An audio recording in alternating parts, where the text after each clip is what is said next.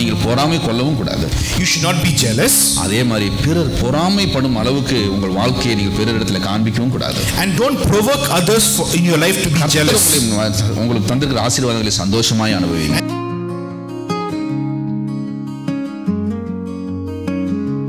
கர்த்தருடைய பரிசுத்த நாமத்துக்கு மகிமை உண்டாவதாக. Glory be to the name of the Lord. கர்த்தர் உங்களை ஆசீர்வதிப்பாராக. May the Lord bless you today. இந்த நாளின் செய்தியாக நான் நம்ம அக்கிரமத்தை குறித்து நம்ம தொடர்ந்து பார்ப்போம். நம்ம ஒரு 2 weeks முன்னாடி சொன்னோம்.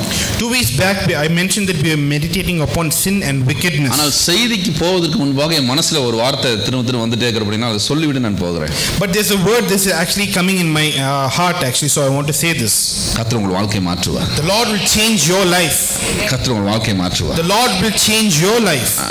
100% மாற்றுவார். 100% he will begin the change. அவரை நம்பி வந்த யாரையும் அவர் கைவிட்டதே கிடையாது. And those who have come to him will never go ashamed. அவருக்காக நின்றவர்களுக்காய் அவர் நிற்காமல் இருந்ததே கிடையாது. And if you stand for him, he will stand with you. உங்களை எங்கேயும் அவர் விட்டு கொடுத்ததே கிடையாது. He will never leave you.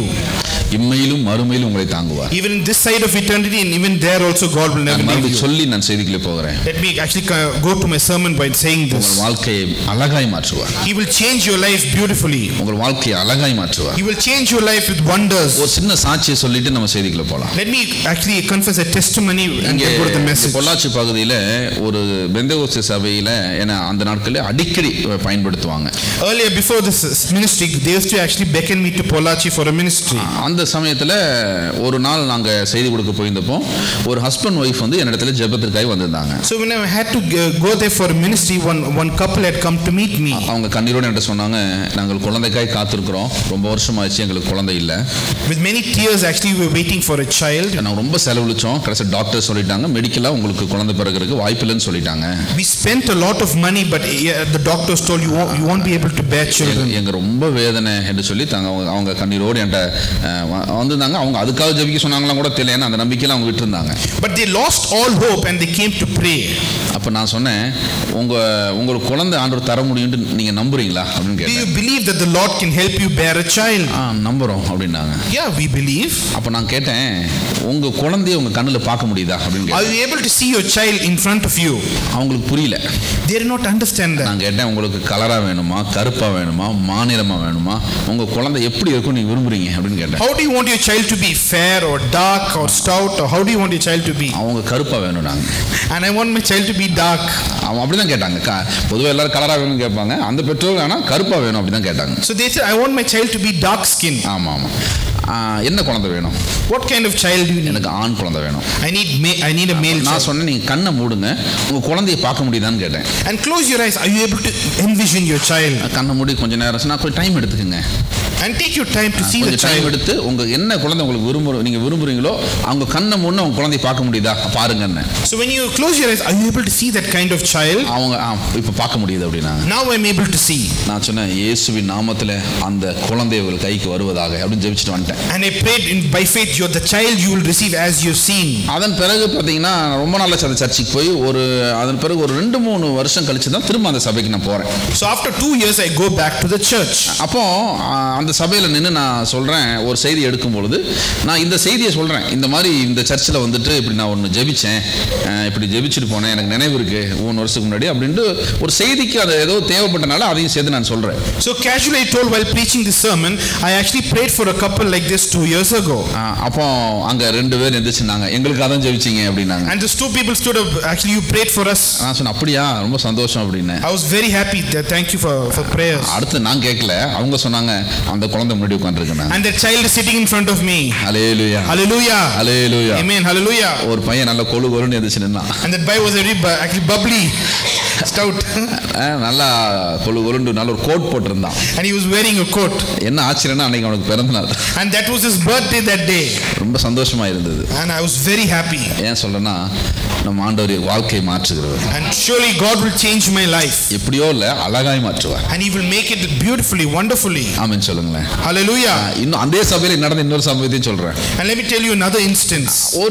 இது வந்து ப்ராபசியா சொல்லல, ஆனா செய்தியில ஒரு ஒரு விளையாட்டா சொன்னேன் பாருங்க, ஒரு ஆண்டவர் அற்புதம் செய்வது இம்மை பொழுதுல மாற்றுவாரு. அந்த பொண்ணு இருக்கு, வாலிப பொண்ணு, வீட்டுக்கு போகும்போது மாப்பிள்ளை இருக்கும், டக்கு டக்குன்னு திருமணம் ஆகிரும், கர்த்தர் அப்படி ஆசீர்வதிப்பார், அப்படி மாத்துவார் அப்படின்ற ஒரு உதாரணத்துக்காக சொன்னேன். So I did not tell this prophetically, but I said very casually, as you go there in your house, this young girl will see எழுப்ப சொல்லி அந்த பொண்ணை சொன்னேன் நான். And I told that girl to stand up, and I just told casually. மீட்டிங்லாம் முடிச்சிட்டு past வீட்டில் உட்காந்து lunch சாப்பிட்டுட்டு எல்லாம் போகும்போது ஒரு நியூஸ் வருது, அந்த பொண்ணுக்கு வீட்டில் நிச்சயம் ஆயிடுச்சு. And after actually I had lunch, I came to hear the news the girl was engaged. அந்த இந்த பொண்ணுக்கே தெரியாது, திடீர்னு பொண்ணு பார்க்க வந்திருக்காங்க, பொண்ணு பிடிச்சு அவங்க நிச்சயம் பண்ணிட்டாங்க. And even the girl did not know that the family got her engaged. அதனால தான் நான் சொல்லுவேன், எல்லாரையும் bless பண்ணுங்க.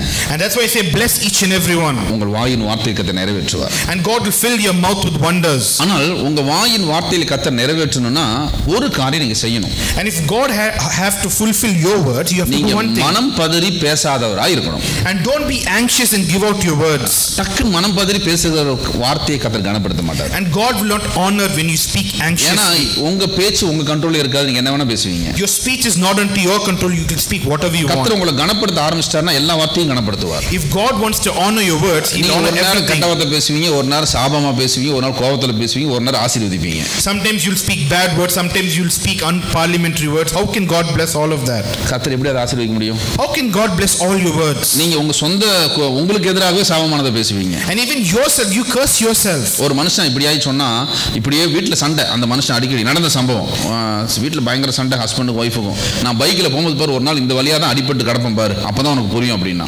And actually his husband and wife is two instances they were fighting, and he confessed one time when I'm going this way you'll be seeing me in accident. அது மாதிரி ஆச்சு. And exactly it happened like that. வசனம் சொல்லுகிறது மரணமும் ஜீவனும் நாவின் அதிகாரத்தில் இருக்குது. And life and death are in the power of the tongue. அதனால நீங்க உங்களை உயர்த்த உங்க வாயின் வார்த்தைகளை கவனமா இருங்க. And be very careful with your words when God lifts you up. நான் எப்போதுமே சொல்லுவேன், ஒரு சாதாரண ஒரு மேடை பேச்சாளர் என்ன பேசினாலும் இந்த உலகம் கண்டுக்காது. And whatever you speak on the podium nobody will ஒரு சாதாரண மனுஷன் அவன சாதாரண மனுஷன் பேசுறத குறித்து யாரும் கண்டுக்க மாட்டாங்க. And if an ordinary man speaks something, nobody will bother. ஆனால் ஒரு முக்கியமான நபர் ஏதாவது பேசிட்டு அடுத்த நாள் அது வந்துட்டு பெரிய பிரச்சனையா மாறிடும். But if an important person speaks, it will become a news. நீங்க வந்துட்டு தேவ சமூகத்துல முக்கியமான ஆளை கருத பண்ணணும்னா உங்க வாயில ரொம்ப ஜாக்கிரதையா இருக்கணும். And if you want to be an important person, be careful with your words. சரியானதை பேசணும். And should be very careful what you speak. மனம் பதறி அவசரத்துல வாய்க்கு வந்ததெல்லாம் பேசக்கூடாது. And don't speak out of anxiety. அப்படி இருந்து பாருங்க, உங்க வாயின் வார்த்தைகளை கனப்படுத்துவார். And surely God will honor your words. மெல்ல உங்க வாயின் வார்த்தைகளை சரி பண்ணி ஒரு கட்டத்துல வந்தோன்னா zero எரரா மாத்திரணும். And actually correct your words and you should come to perfection for your tongue. அதாவது நான் வாயை திறந்து ஒரு வார்த்தை தவறா பேச மாட்டேன். And when I open my mouth I should not speak anything unparliamentary. மனம் பதறி நான் ஒரு வார்த்தை பேசிர மாட்டேன். Out of anxiousness I should never speak out anything. பேசினா நன்மை உண்டாக தான் பேசுவேன். When I speak, goodness will come forth.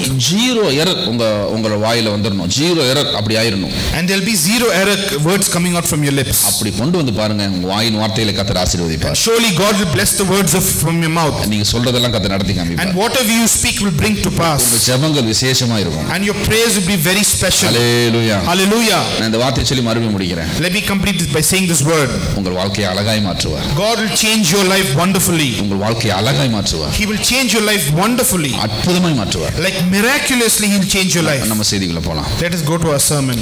நான் இந்த அக்கிரமம், வேதம் காண்பிக்கின்ற அக்கிரமத்தை குறித்து, அந்த அக்கிரமத்தினால் வருகிற பலன் வேதனையை குறித்து நான் பேசணும்னு சொல்லி ரொம்ப ஆசைப்பட்டேன். Actually I desired to speak about sin and wickedness and its consequences. சில வாரங்களுக்கு முன்பாக இந்த அக்கிரமம் செய்வதனால் என்ன நடக்கும் என்பது குறித்து ஒரு அடிப்படை செய்தி நம்ம கொடுத்தோம்.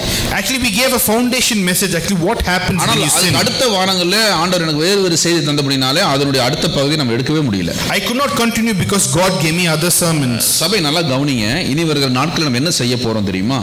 ஒவ்வொரு அக்கிரமத்தை குறித்து தியானிக்க போறோம். And we are going to actually meditate upon every kind of wickedness or sin.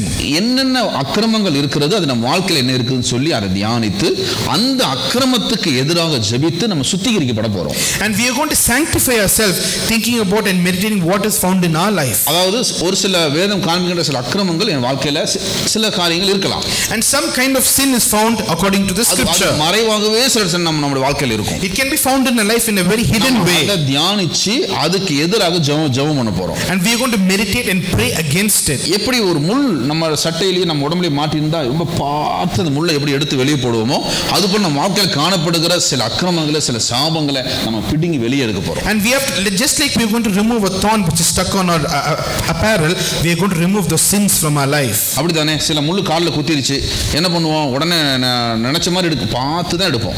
And if a thorn is stuck in our leg, we'll remove it very carefully. அப்படி எடுக்க போறோம். And we are going to remove those sins from our life. ஆனா இன்னைக்கு கர்த்தர் இதுக்கு நமக்கு time தந்திருக்கிறாரு. இனி வருகிற நாட்கள் எப்ப தருவாரோ அப்பெல்லாம் இதை நம்ம எடுப்போம். And as God gives us the time, we'll keep meditating on this topic. தேவனுக்கு மகிமை உண்டாகட்டும். Glory be to the Lord.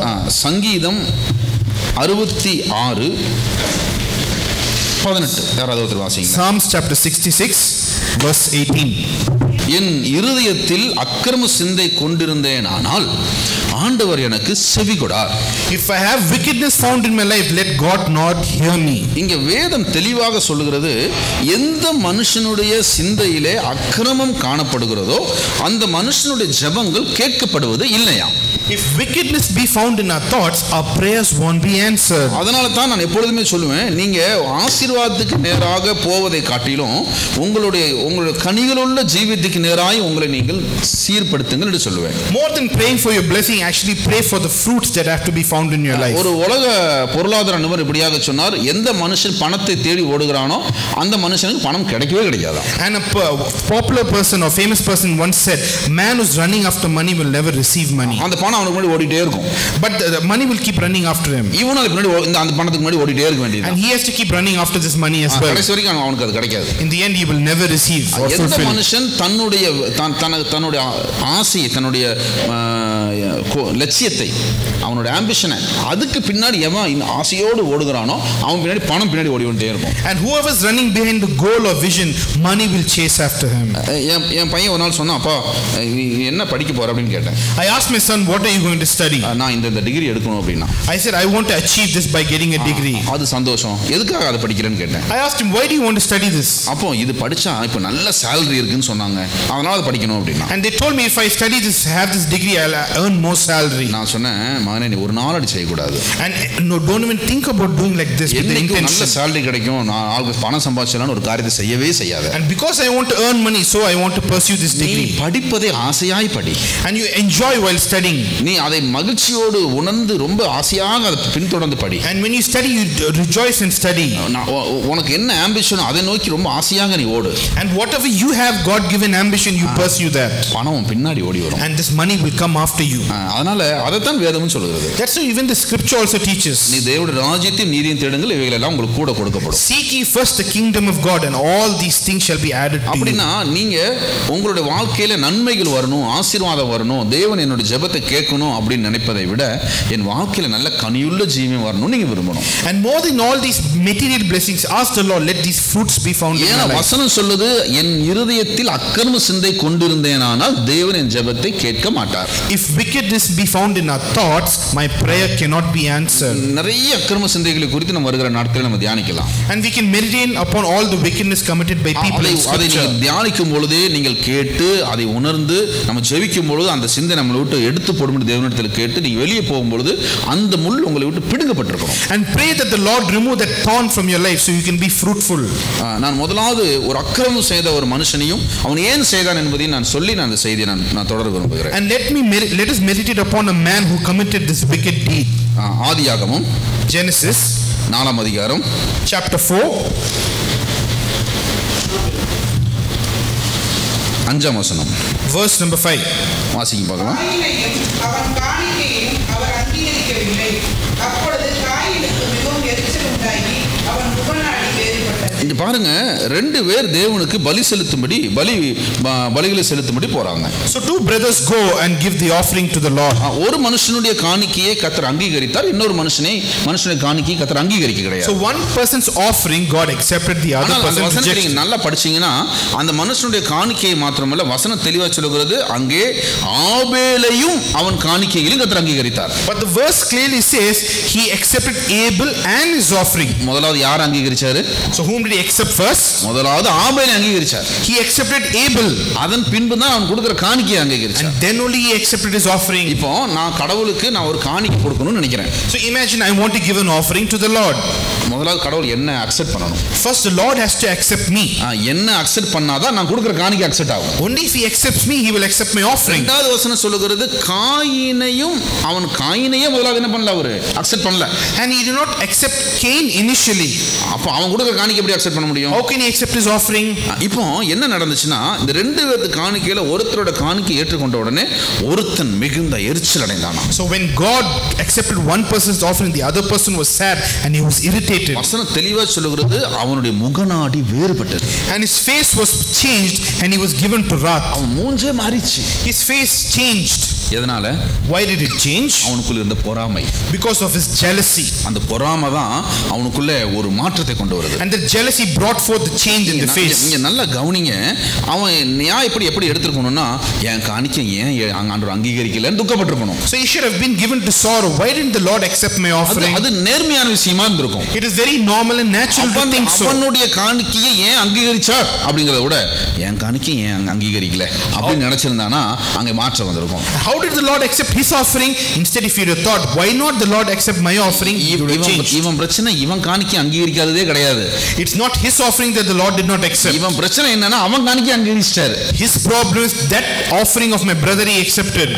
அது அவன் முகநாடி வேறுபட வச்சது. That changed his face. அவனுக்குள்ள இருந்த பொறாமை, all that jealousy came from him. இன்னைக்கு நம்ம இடத்துல இருக்கிற அநேகர் கிட்டத்தட்ட 95% இந்த எண்ணத்தில் தான் இருக்கிறாங்க. And 95% of people are found with this state. நம்ம கூட இருக்கிற யாராவது உயர்த்தப்பட்டுட்டா அவங்களால தாங்கவே முடியறதில்ல. And if someone is lifted in our life, we won't be accepting it. நல்ல கவனிங்க, உங்களுக்குள்ள பொறாமை இருக்கா இல்லையாங்கறத ரொம்ப ஈஸியா கண்டுபிடிக்கலாம். And you can easily find out if you're filled with jealousy. உங்க வீட்டுக்கு உங்க சொந்தக்காரங்க, உங்க ரொம்ப வேண்டப்பட்டவங்க, இல்ல உங்ககிட்ட வேலை செஞ்சவங்க, இல்ல நீங்க ரொம்ப சாதாரண நினைச்சவங்க யாராவது நல்ல ஒரு வீடு கட்டிட்டாங்க, ஒரு கார் வாங்கிட்டாங்கன்னா அதை பார்த்த உடனே உங்க முகம் அப்படியே சந்தோஷமா சிரிச்சதுன்னா நீங்க கரெக்டா இருக்கீங்கன்னு அர்த்தம்.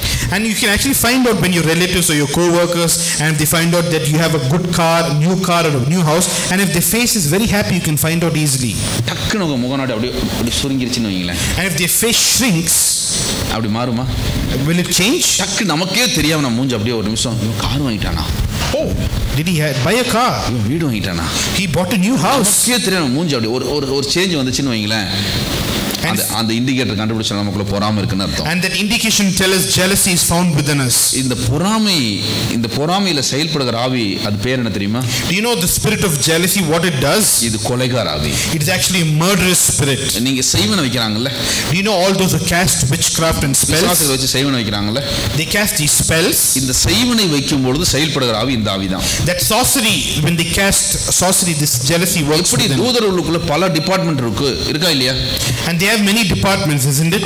செய்தி கொடுக்க போறது ஒரு department. And to give a message one department. யுத்தம் பண்றது ஒரு department. In order to fight wars one department. ஆராதிப்பதற்கு அந்த நாட்களிலே ஒரு டிபார்ட்மென்ட் இருந்துச்சு. And praising and worshiping one another department.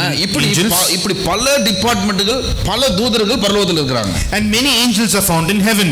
அதே மாதிரி பல டிபார்ட்மென்ட் நரகத்திலும் இருக்கு. And there are many departments as demons as well. அதுல செய்வனை எல்லாம் வைக்கிறதுக்கு ஒரு department. And to cast spells and sorcery, there's another department. உங்களை பாவத்துக்கு நேரா நடத்துறது ஒரு department. There's a department where it lead you towards sin. இப்படி பல டிபார்ட்மென்ட் நரகத்தில் இருக்கு. And many departments are found in the hell as well. செய்வனை வைக்கிற டிபார்ட்மென்ட்ல இருக்கிற ஒரு முக்கியமான ஆவி தான் அந்த பொறாமையினுடைய ஆவி. And it's a jealousy spirit in sorcery, causing sorcery. சில வீடுகள் பாத்தீங்கன்னா ஊழியக்காரங்க வந்து சொல்லுவாங்க, உங்களுக்கு எதிராக யாரோ செய்வனை வச்சிருக்காங்க. And many ministers of God will come and say they have cast spell against you. ஆக்சுவலா அது செய்வனை வச்சிருக்க மாட்டாங்க. They wouldn't have cast a spell. யாராவது உங்க மேல மிக அதிகமான பொறாமை கொள்ளும் பொழுது அந்த செய்வனை வைக்கிற அதே ஆவி தான் அங்க செயல்படும். And when they are actually jealous against you, that spirit will come and work in your life. தேவ பிள்ளைகள் ஒருத்தர் முன்னேற்றத்தை பார்த்த உடனே உங்க முகநாடி வேறுபடுதுன்னா நீங்கள் இந்த செய்வனையின் ஆவியை ஏவி விடுறீங்கன்னு அர்த்தம்.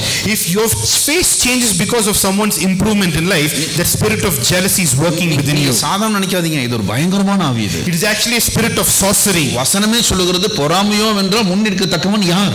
And if a man is filled with jealousy, who can stand in front of him? நம்மளுடைய இருதயத்துல இன்னொருத்தருடைய முன்னேற்றம் எந்த ஒரு மனசஞ்சலத்தையும் ஏற்படுத்தக்கூடாது. And someone has improved in life, you should not feel jealous at all. இப்போ நம்ம இப்போ என்கிட்ட ஒரு பையன் வேலைக்கு இருக்கிறான்னு வைங்க. Imagine one boy comes to work. அவன் வேலையை விட்டு நின்னுட்டான். And he stops working. நான் ஒரு 5 வருஷம் கழிச்சு அவனை பார்க்கறேன்.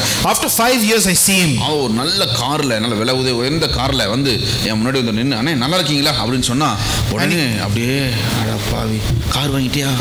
And he buys a new car, he is in a very good position, he comes to meet me. Brother, how are you? Now I reply, and you look at him, my face changes. அப்படி நினைச்சிட்டீங்கன்னா நீங்க தேவனுடைய பிள்ளை கிடையவே கிடையாது. And if you think like that, you are not found in God's will, God's child. இருதயத்துல நல்ல கனிகள் கிடையவே கிடையாது. And that means you don't have good fruits found in your life. மேல உங்க ஜெபம் கேட்கப்படாது. And your prayer cannot be heard. ஒருவேளை அப்படி இருந்துச்சுன்னா தேவ சமூகத்துல போய் உட்காரணும்.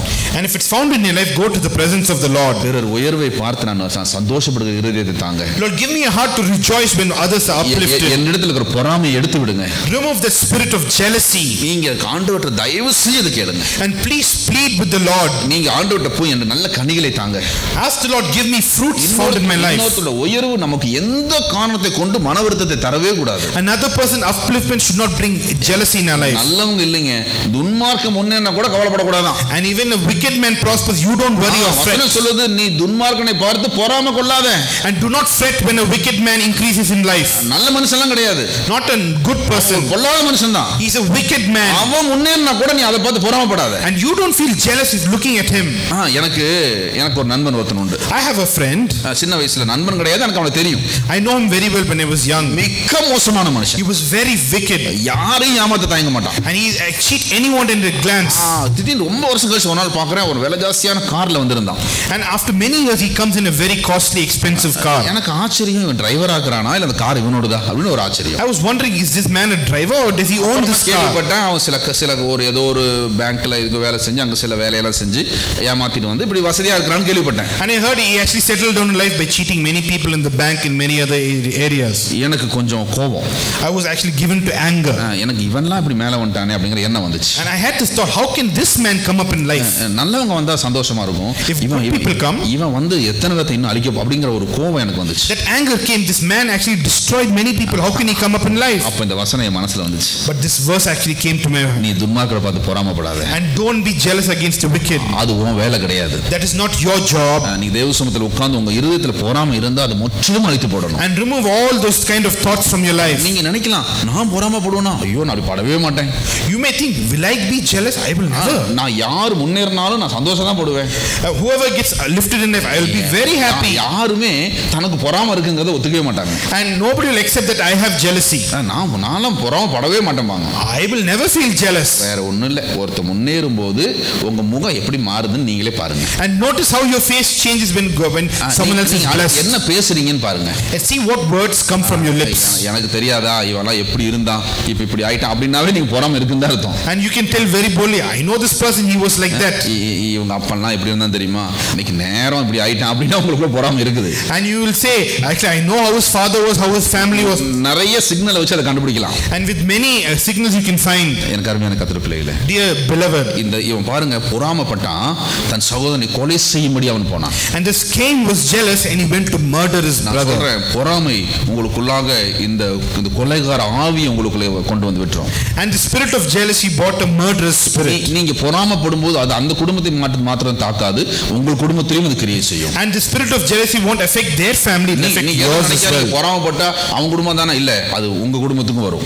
Not only their family but your family as well. அதே நேரத்துல நீங்க சந்தோஷப்பட்டு பாருங்க, உங்கள் குடும்பத்துக்கும் அந்த சந்தோஷம் வந்து சேரும். So if you rejoice for them, you will have the rejoicing heart. நான் ஒரே வார்த்தை சொல்லி முடிக்கிறேன். Let me complete with one word. நீங்க பொறாமையும் படக்கூடாது, அதே நேரத்துல பிறர் பொறாமைப்படக்கூடிய இடத்துலயும் நீங்க இருக்க கூடாது.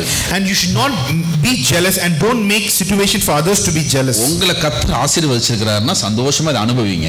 And if God has blessed you, silently rejoice over it. உங்கள் கணவரை கர்த்தர் ஆசீர்வதிச்சிருக்காரா? If God has blessed your husband, உங்க மனைவி ஆசீர்வதிச்சிருக்காரா? God has blessed your wife, உங்களுக்கு நல்ல அன்பையும் உறவையும் தந்திருக்காரா? He's given you wonderful relationship. உங்க பிள்ளைகளை கர்த்தர் ஆசீர்வதிச்சிருக்காரா? If He's blessed your children, உங்க வீட்டை கர்த்தர் ஆசீர்வதிச்சிருக்காரா? If He's blessed your household, இத எல்லாரும் வெளியே தெரியணும்னு நினைக்காதீங்க. Don't expose all these benefits outside. கணவன் எவ்வளவு அன்பா இருக்குங்கிறது மத்தவங்களுக்கு சொல்ல வேண்டிய அவசியம் கிடையாது. Don't blow the trumpet and say, see how my family is. பிள்ளைகள் எவ்வளவு நல்லா இருக்காங்கங்கறத பிறர் அறிந்துக்க வேண்டிய அவசியமே கிடையாது. You don't have to show off how God has blessed you. கர்த்தர் உங்களை ஆசீர்வதிச்சிருந்தாருன்னா அந்த ஆசீர்வாதத்தை சந்தோஷமாய் அனுபவியுங்கள். And if God has blessed you, thank God and enjoy the blessings. கர்த்தர் உங்களுக்கு நல்ல உணவை தந்திருந்தா நல்ல ஸ்தோத்திரம் சொல்லி நல்லா சாப்பிடுங்க.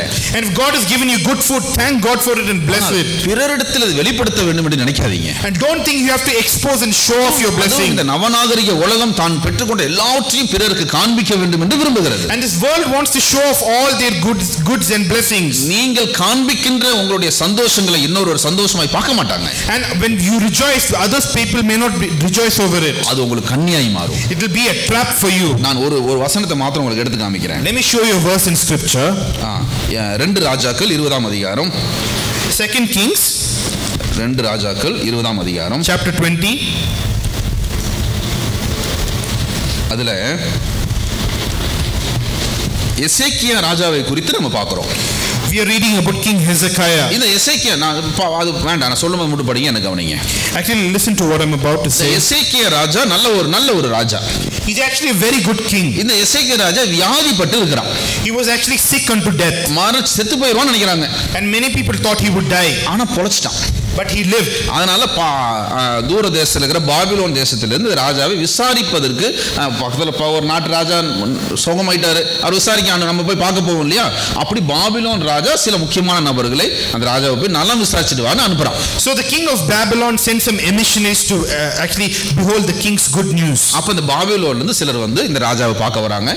ராஜா உங்களுக்கு விசாரிச்சாரு, நீங்க எப்படி இருக்கீங்கன்னு கேட்டாரு, உங்க சுக செய்தி விசாரிச்சாருன்னு வந்து பேச வராங்க. So this emissaries sent by the king of Babylon came to see the king Hezekiah. இந்த ஏசாயா ராஜாவுக்கு ரொம்ப சந்தோஷம். So Hezekiah king was very happy. Babylon பெரிய தேசம். It's actually a great empire. அந்த தேசத்துல இருந்து என்ன விசாரிக்க ஆள் வந்திருக்காங்க. And these people have come to see me. அப்படி சொல்லிட்டு எனக்கு அவனுக்கு ரொம்ப சந்தோஷம் தாங்க முடியல. Hezekiah was filled with happiness. நம்ம குடும்பங்களும் சிலர் அப்படிதான், மற்றவங்க வெளியே இருந்து நம்மளை யாராவது பார்க்க வந்துட்டா, அதுவும் கொஞ்சம் வசதியானவங்க, கொஞ்சம் பெரியவங்க, மேன்மையானவங்க வந்துட்டா நமக்கு சந்தோஷம் தாங்க முடியறதில்ல. And we'll be filled with happiness if a person with great actually society's highness, they come and meet us, they will be very happy. அது சாதாரண யாராவது வந்துட்டா நம்ம கண்டுக்க மாட்டோம், வெளியே வச்சு அனுப்பிடுவோம். If an ordinary person comes, we won't bother, but if a person in society very high comes and meet us, we will be very happy. ஆனா முக்கியமான ஆள் யாராவது வந்துட்டா, யாராவது நல்ல நம்ம ரொம்ப மதிக்கக்கூடியவங்க வந்துட்டா நமக்கு தலகால் புரியறது இல்ல. And if actually an important person comes, even head or tail we will not think about it. அவங்க வந்த உடனே நம்ம அப்படியே அவங்களுக்கு சாப்பிட கொடுக்கிறது என்ன, வீட்டில் இருக்கிற முக்கியமான பாத்திரங்கள் அப்பதான் வெளியே வரும். And all the important vessels and all the goodies will come out. அது வரைக்கும் அது மறைஞ்சிருந்திருக்கும். It will be hidden in some cupboard. நம்ம மனைவிக்கு இதெல்லாம் கூட செய்ய தெரியுமா அப்படின்னு அன்னைக்கு தான் தெரியும். And we'll get to know even our wife cook all these things. அப்படி தலகால் புரியல. And we will not understand head or tail. நம்ம ஆட்கள் என்ன தெரியுமா பண்ணுவாங்க? You know what our people will do? வாங்க வீட்டை பாருங்க. See, look at the house, how we have built. இதெல்லாம் எனக்கு பாருங்க எப்படி இருக்கு பாருங்க, அதை பாருங்க, இதை பாருங்க, எல்லாத்தையும் காமிப்பாங்க. And they will show each and everything what they have been given. அவங்க அதை பெருசா இன்ட்ரெஸ்ட் எடுக்கறாங்களோ இல்லையோ, இவங்களுக்கு அதை எல்லாத்தையும் காமிப்பாங்க. And they will show each and everything what been given to them. அப்படிதான் இந்த எசேக்கியா ராஜா எல்லாத்தையும் காமிச்சான். And that's what this Hezekiah king did.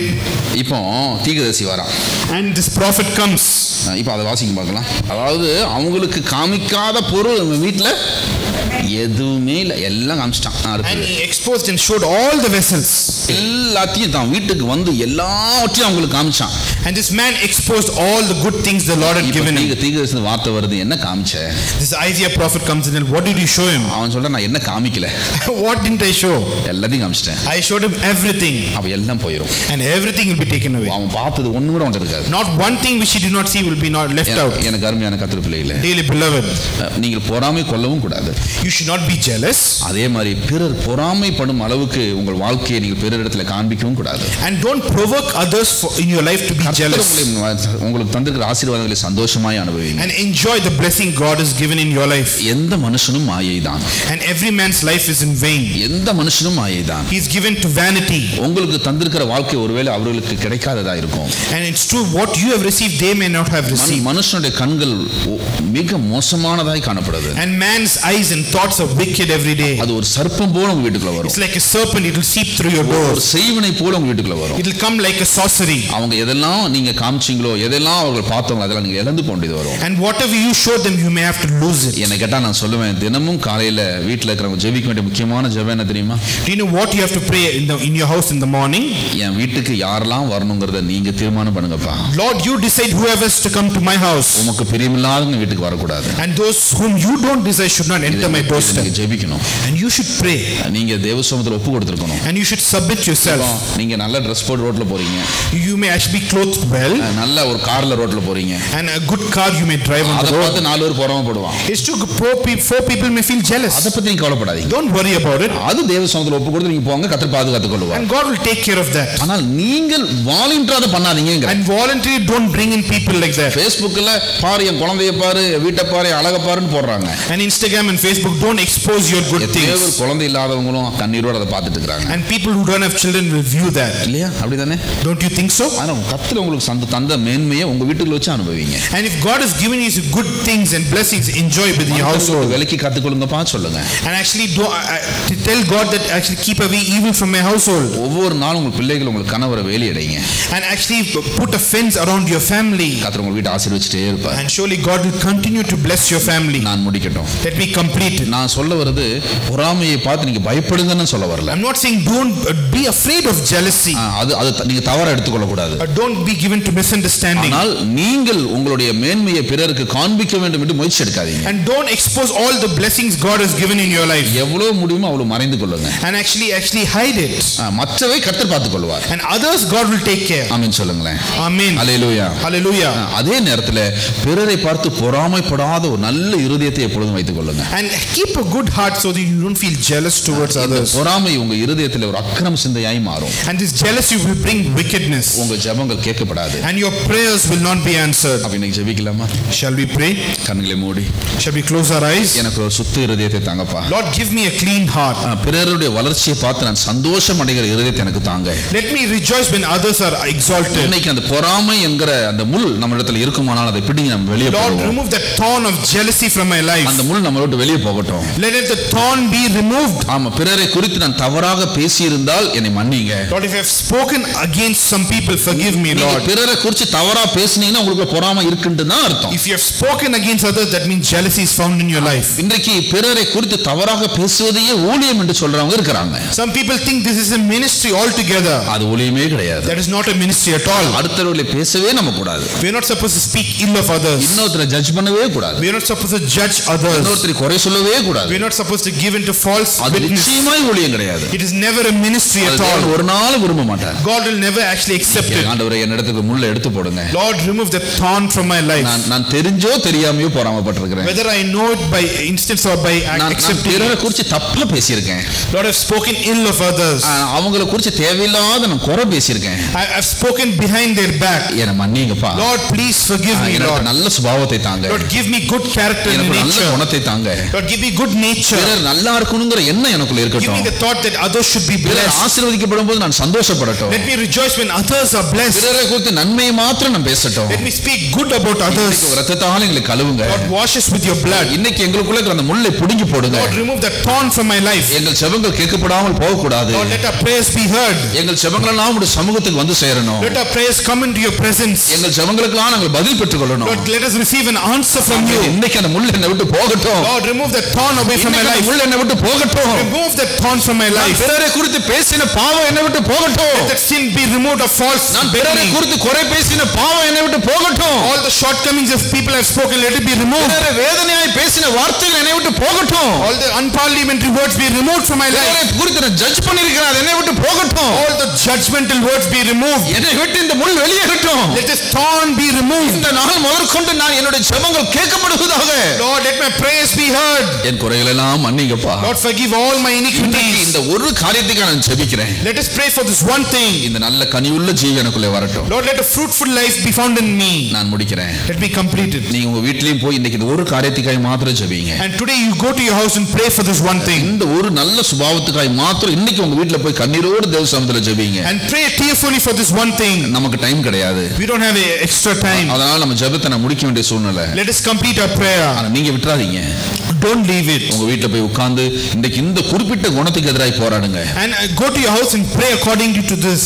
ஒரு உங்க இருதயத்துல சமாதானம் வருகிற வரைக்கும் ஜெபிங்க. Until peace be found in your prayer. நல்ல கனியுள்ள ஜீவித்தை உங்களுக்கு தருவாராக. And let God give a fruitful life. ஒரு புதிய கனி உங்களுக்கு உண்டாகட்டும். Give a new fruit found in your life. அன்பின் பரலோக பிதாவே, இந்த நல்ல நாளிலே உங்கள் அன்பின் சமூகத்தில் எங்களை தாழ்த்துகிறோம்.